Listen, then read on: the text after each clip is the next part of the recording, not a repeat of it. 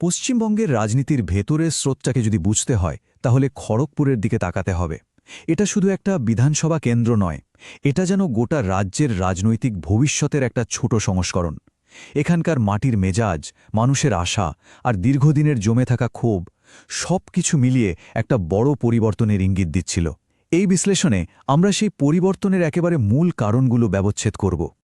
খড়গপুর গ্রামীণ, ভাবুন তো, এমন একটা জায়গা যেখানে একটা দলের ভোট শেয়ার 10% থেকে লাফিয়ে 37% পৌঁছে যায়। এই যে 27%-এর একটা বিরাট পরিবর্তন, এটা কিন্তু শুধু একটা সংখ্যা নয়, এর পেছনে লুকিয়ে আছে একটা কেন্দ্রের ভাঙা গড়ার গল্প, একটা মোড়ের মাথায় দাঁড়িয়ে থাকা সমাজের জটিল আখ্যান। এর গভীরে যাওয়াটা খুব দরকারি। আমাদের আজকের আলোচনাকে আমরা কয়েকটা ধাপে সাজিয়েছি। প্রথমে আমরা খড়গপুরের পরস্পর বিরোধী দুটো দিক দেখব, তারপর মানুষের মনে জমে থাকা হতাশার কারণগুলো কি কি তা বোঝার চেষ্টা করব। ডেটার উপর ভিত্তি করে এই রাজনৈতিক বদলের আসল কারণটা খুঁজে বের করব, আর সবশেষে একটা ভালো প্রশাসনের রূপরেখা কেমন হতে পারে আর মানুষের বিশ্বাস ফিরিয়ে আনার গুরুত্ব কতটা তা নিয়ে কথা বলব। চলুন শুরু করা যাক। প্রথম পর্ব, খড়গপুরের দুই কাহিনী। দেখুন, একদিকে আছে গণতন্ত্রের প্রতি মানুষের বিপুল আস্থা, আর অন্যদিকে উন্নয়নের ক্ষেত্রে বছরের পর বছর ধরে চলা বঞ্চনা। এই অদ্ভুত বৈপরীত্যের মধ্যেই কিন্তু এখানকার রাজনীতির আসল চালচিত্রটা লুকিয়ে আছে। প্রায় ৮৮%, ভাবা যায়, খড়গপুরে ভোটের হার প্রায় ৮৮%। এটা অবিশ্বাস্য। এই একটা সংখ্যাই বুঝিয়ে দেয় যে এখানকার মানুষ রাজনৈতিকভাবে কতটা সচেতন, তারা তাদের গণতান্ত্রিক অধিকার নিয়ে কতটা সরব। তারা ভোটকেন্দ্রে আসেন, নিজেদের মতামত জানাতে আসেন, একটা পরিবর্তনের আশায় আসেন। কিন্তু এই বিপুল অংশগ্রহণের উল্টো পিঠেই রয়েছে একটা কঠিন বাস্তব। এই সমস্যাগুলোকে আমরা একসাথে বলতে পারি উন্নয়ন ঘাটতি সূচক বা ডেভ গ্যাপ ইন্ডেক্স। এর মধ্যে কি আছে? ভাঙাচোরা গ্রামের রাস্তা আর সেতু, বন্যা আটকানোর জন্য অর্ধেক তৈরি হওয়া বাঁধ, স্থানীয় শিল্পের অভাব যার ফলে যুবকদের মধ্যে বেকারত্ব বাড়ছে, ধানের ঠিক দাম না পেয়ে কৃষকদের ক্ষোভ, পানীয় জল আর বিদ্যুতের অপর্যাপ্ত যোগান, আর ডাক্তার, নার্স বা শিক্ষক ছাড়া স্বাস্থ্যকেন্দ্র আর স্কুল। গণতন্ত্রে এত সক্রিয়তার পরেও উন্নয়নের এই ঘাটতি একটা গভীর প্রশ্ন তৈরি করে। এবার আসা যাক দ্বিতীয় পর্বে, হতাশার ব্যবচ্ছেদ। মানুষের এই যে ক্ষোভ, এটা কিন্তু শুধু কয়েকটা ভাঙা রাস্তা বা জলের অভাবের মতো ছোটখাটো সমস্যা নিয়ে নয়। এই হতাশার শিকড় আসলে অনেক গভীরে। এটা এমন একটা সিস্টেমের ব্যর্থতার গল্প যা সাধারণ মানুষের ব্যবস্থার উপর থেকেই বিশ্বাসটা কেড়ে নিয়েছে। আমাদের সন্তানদের ভবিষ্যৎ প্রথমে বিক্রি করা হয়েছিল, তারপর সেটা চুরি হয়ে গেল। একজন সাধারণ মানুষের মুখ থেকে আসাই একটা কথাই বুঝিয়ে দেয় যে ক্ষোভটা ঠিক কতটা তীব্র।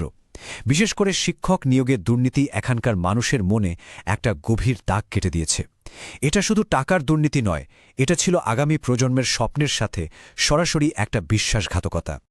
২৫,৭৫৩ সংখ্যাটা দেখুন। আদালত এক নির্দেশে এতগুলো শিক্ষক নিয়োগ বাতিল করে দিয়েছে। একবার ভাবুন এর প্রভাবটা কতটা মারাত্মক। যারা হয়তো অন্যায়ভাবে চাকরি পেয়েছিলেন তাদের স্বপ্ন ভেঙেছে, আর যারা যোগ্য হয়েও বঞ্চিত হয়েছিলেন তাদের মনে জমেছে তীব্র অবিশ্বাস আর ক্ষোভ। এ একটা সংখ্যাই দুর্নীতি আসল চেহারাটা সামনে এনে দেয়। কিন্তু মানুষের রাগের কারণ তো শুধু চাকরি দুর্নীতি নয়। কাটমানির অভিযোগ প্রায় সব জায়গায়। ভোটের পরের হিংসার ভয় মানুষের মনে গেঁথে আছে। বন্যা আটকানোর টাকা ৯-৬-এর অভিযোগ সেই ক্ষোভে আরও ঘি ঢেলেছে। তার ওপর রেশনে খারাপ মানের চাল গম পাওয়ার মতো ঘটনাগুলো রোজগার জীবনে বিরক্তি বাড়িয়েছে। আর এই সব কিছুর সাথে যখন সাম্প্রদায়িক উত্তেজনা আর মেরুকরণের রাজনীতি মেশে, তখন অসন্তোষের বারুদ তৈরি হয়। আসলে আমাদের সংবিধান প্রত্যেক নাগরিককে মর্যাদার সাথে বাঁচার অধিকার দেয়। যখন সেই মর্যাদা বারবার আঘাত পায়, তখন ক্ষোভ তৈরি হওয়াটা স্বাভাবিক। এখন তৃতীয় পর্ব, তথ্য থেকে রোগ নির্ণয়। এই যে গভীর হতাশা আর জমে থাকা ক্ষোভ, সেটা ভোটের বাক্সে ঠিক কিভাবে দেখা গেল? চলুন এবার ডেটার আয়নায় এই বিরাট রাজনৈতিক পট পরিবর্তনটা বোঝার চেষ্টা করি। এই চার্টটা খুব গুরুত্বপূর্ণ। ২০১৬ থেকে ২০২১-এর মধ্যে দেখুন, তৃণমূল কংগ্রেসের ভোট ৪৮% থেকে বেড়ে ৫৫% হয়েছে, যা তাদের সাংগঠনিক শক্তির প্রমাণ দেয়। কিন্তু আসল চমকটা অন্য জায়গায়। ওই একই সময়ে বিজেপির ভোট শেয়ার ১০% থেকে ১,৩৭,০০০ পৌঁছে গেছে। তৃণমূলের ভোট বাড়া সত্ত্বেও বিজেপির এই অবিশ্বাস্য উত্থানই খড়গপুরের আসল রাজনৈতিক গল্প। এখন প্রশ্ন হল, বিজেপির এই বিপুল ভোট এলো কোথা থেকে? উত্তরটা লুকিয়ে আছে বামফ্রন্টের ভোট ব্যাংকের ধসে। ২০১৬ সালে যেখানে বামেদের ভোট ছিল প্রায় ৩৮%, ২০২১-এ এসে তা প্রায় অদৃশ্য হয়ে যায়।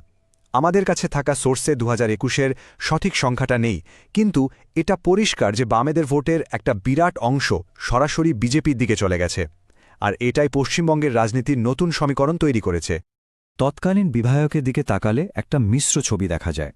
ওনার শক্তি ছিল দলের মজবুত সংগঠন আর রাজ্যের বিভিন্ন কল্যাণমূলক প্রকল্প মানুষের কাছে পৌঁছে দেওয়ার অভিজ্ঞতা, কিন্তু দুর্বলতাগুলোও স্পষ্ট ছিল, যেমন পরিকাঠামো বা চাকরির ক্ষেত্রে যথেষ্ট কাজ না করার অভিযোগ আর রাজ্যস্তরের বড় বড় দুর্নীতির দায়, যা তাকেও বইতে হচ্ছিল। চতুর্থ পর্ব, শাসনের জন্য একটি রূপরেখা। দেখুন, শুধু সমস্যার কথা বলে থেমে গেলে তো হবে না, সমাধানের পথও খুঁজতে হবে। এবার একটা গোছানো পরিকল্পনার দিকে নজর দেয়া যাক, যা ভোটারদের হতাশার মূল কারণগুলোকে সরাসরি সমাধান করতে পারে। এটাকে বলা যেতে পারে একটা রাজনৈতিক সমস্যার ইঞ্জিনিয়ারিং সমাধান। খড়গপুরের জন্য একটা 3 ধাপের পরিকল্পনা ভাবা যেতে পারে। প্রথম ধাপ, ভিত মজবুত করা, মানে আধুনিক পরিকাঠামো তৈরি করা। দ্বিতীয় ধাপ, মানুষের মর্যাদা নিশ্চিত করা, মানে সরকারি সুযোগ সুবিধাগুলো যেন প্রত্যেক যোগ্য মানুষের কাছে পৌঁছায়। আর তৃতীয় ধাপ, ভবিষ্যৎ নির্মাণ, মানে স্থায়ী চাকরির সুযোগ তৈরি করা। এখানে কয়েকটা বাস্তবসম্মত প্রকল্পের উদাহরণ দেয়া হলো, যেমন 180 কোটি টাকা খরচ করে NH6 হাইওয়েকে আরও ভালো করা, যা 2 বছরে শেষ হলে প্রায় 500 স্থানীয় মানুষের কাজের সুযোগ হবে, বা ধরুন 75 কোটি টাকায় একটা কৃষিভিত্তিক শিল্প হাব, যা 3 বছরে 5,000-এর বেশি চাকরি তৈরি করবে, আর কৃষকরাও ফসলের ভালো দাম পাবে। আর 120 কোটি টাকায় একটা টেক এডুকেশন ক্লাস্টার, যা 4 বছরে 10,000 দক্ষ চাকরি তৈরি করে এলাকার প্রতিভাকে এলাকাতেই ধরে রাখতে পারবে। বড় প্রকল্পের পাশাপাশি মানুষের দৈনন্দিন জীবনকে ছোঁয়া এমন কল্যাণমূলক প্রকল্পগুলোর 100% রূপায়ণও নিশ্চিত করতে হবে। যেমন প্রধানমন্ত্রী আবাস যোজনায় প্রত্যেক পরিবারের জন্য পাকা বাড়ি, জল জীবন মিশনের মাধ্যমে প্রতিটি বাড়িতে পাইপের জল, আয়ুষ্মান ভারতে 90%-এর বেশি মানুষকে স্বাস্থ্য বীমার আওতায় আনা, আর সমস্ত যোগ্য কৃষককে PM কিষাণ প্রকল্পের টাকা ঠিক সময় পৌঁছে দেওয়া। আর আমাদের শেষ পর্ব, বিশ্বাসের প্রত্যাবর্তন। উন্নয়ন মানে কিন্তু শুধু ইট সিমেন্টের রাস্তা বা বাড়ি নয়। আসল উন্নয়ন হল সেই সব কাজের মাধ্যমে সাধারণ মানুষ আর শাসন ব্যবস্থার মধ্যে যে বিশ্বাসের সেতুটা ভেঙে গেছে, সেটাকে আবার নতুন করে গড়ে তোলা। আর এই বিশ্বাস ফিরিয়ে আনার জন্য স্বচ্ছতা খুব জরুরি। মানুষের ব্যক্তিগত তথ্য বা ডেটা সুরক্ষাও এই বিশ্বাসের একটা বড় অংশ, যা ভারতের নতুন ডেটা সুরক্ষা আইনও নিশ্চিত করে। তাহলে শেষ প্রশ্নটা হলো, সবচেয়ে বড় বিনিয়োগটা কিসে? প্রকল্পে নাকি বিশ্বাস পুনর্নির্মাণে?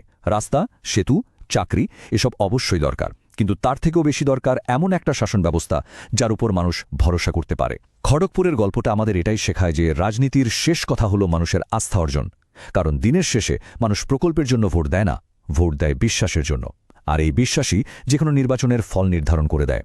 যদি আপনি একজন জনকেন্দ্রিক নেতা হতে চান এবং আপনার নির্বাচনী এলাকাকে উন্নত করতে চান, তাহলে blueprintstrategies.ai এর সাথে mgr@blueprintstrategies.ai এ যোগাযোগ করুন, অথবা 0804204160 নম্বরে ফোন করুন।